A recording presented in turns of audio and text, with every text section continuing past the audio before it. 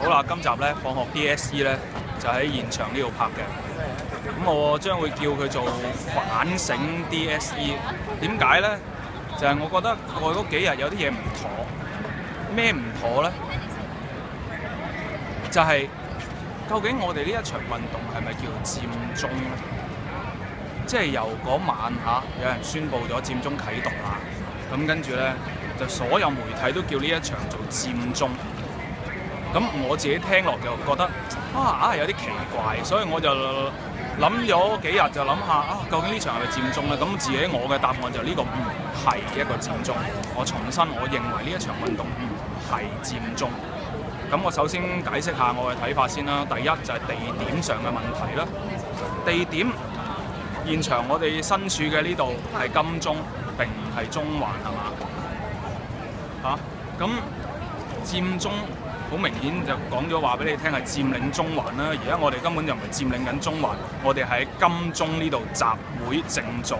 你個地點唔同，已經嗰個活動嘅性質同埋個理念係唔同。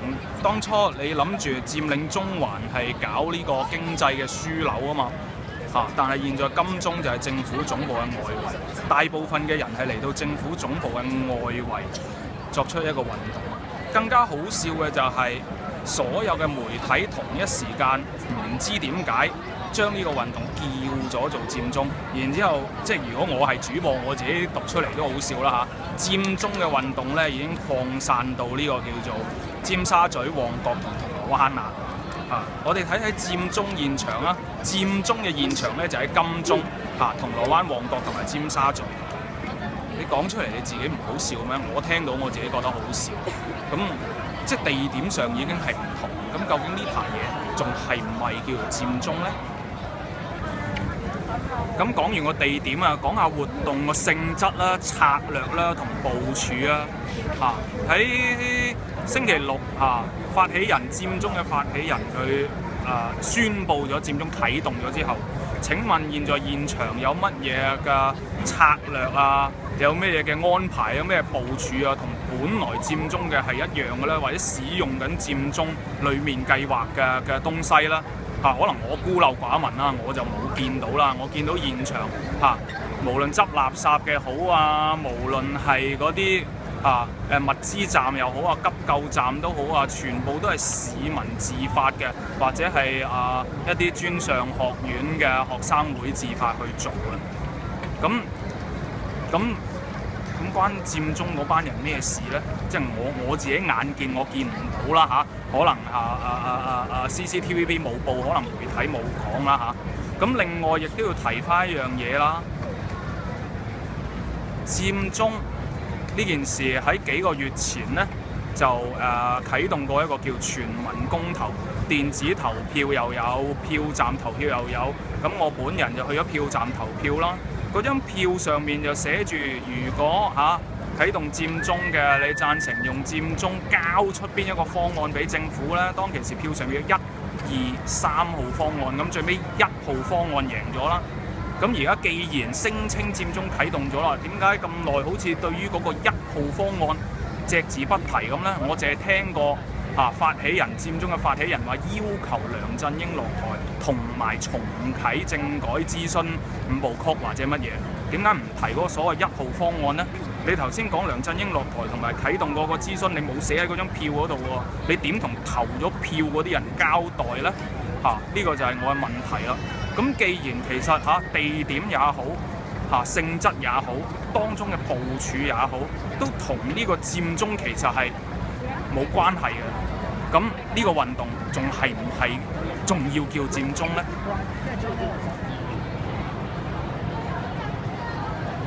咁啱啱講完地點唔同啦，性質策略部署又唔同啦。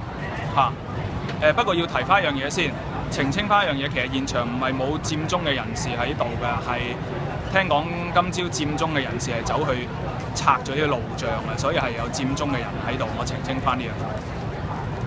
好啦，講完地點，講完策略部署，講完性質，還原最基本嘅，講翻參與群眾嘅心態。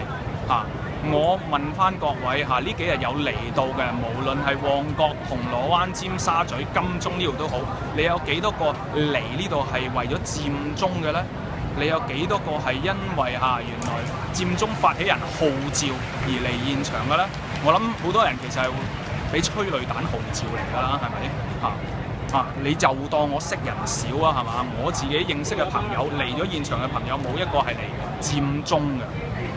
咁群眾嘅心態已經唔係佔中啦，咁仲係咪叫佔中呢？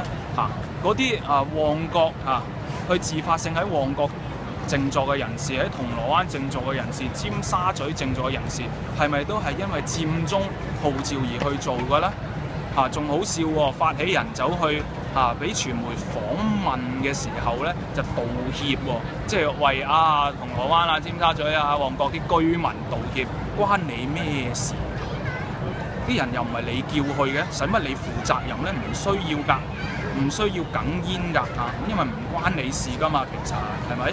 咁既然個地點又唔係中環，性質又唔係佔中，參與嘅人都唔係用佔中嘅心態嚟嘅時候，咁我就唔該翻本土嘅傳媒，香港嘅傳媒唔好再咁柒叫呢件事做佔中啦。即係我再講一次都好笑啦我哋睇睇佔中嘅現場有金鐘啦、銅鑼灣啦、旺角同埋尖沙咀，你過到自己個關嘅咩？主播你讀出嚟唔好啦。而家境外嘅媒體已經用 Umbrella Revolution 嚟講呢件事啦我哋可以叫佢做雨傘運動或者雨傘革命。